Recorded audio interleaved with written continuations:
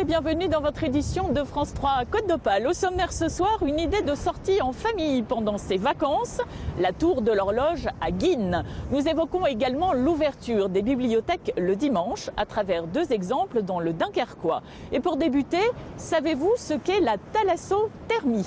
Explication tout de suite à travers un projet à Berck-sur-Mer.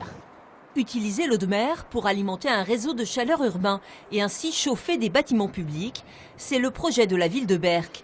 Ce système de thalassothermie est déjà opérationnel dans le sud de la France, à Marseille et Monaco, mais Berck sera la seule ville des Hauts-de-France à utiliser ce principe. C'est sa configuration géographique qui le lui permet. Oui, alors il y a toutes les écoles. Pour les images tout à l'heure, ce sera... Sur un linéaire très court, nous avons un grand nombre de gros consommateurs d'énergie.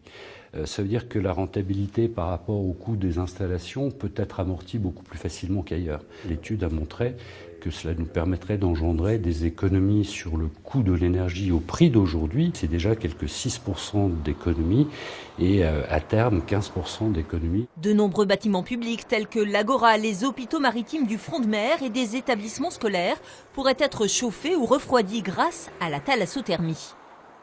L'eau de mer qui est pompée à 1 km du trait de côte, effectivement, est ramenée en terre dans une centrale, elle est immédiatement rejetée.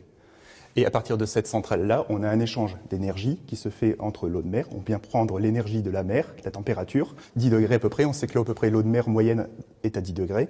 Qu'on vient échanger dans la centrale qui est là, on remonte en température pour avoir un réseau d'eau douce qui vient circuler entre 12 et 35 degrés. La mer, une source d'énergie gratuite, renouvelable et sans gaz à effet de serre. Le projet dont la première phase est chiffrée à 25 millions d'euros devrait être opérationnel en 2021.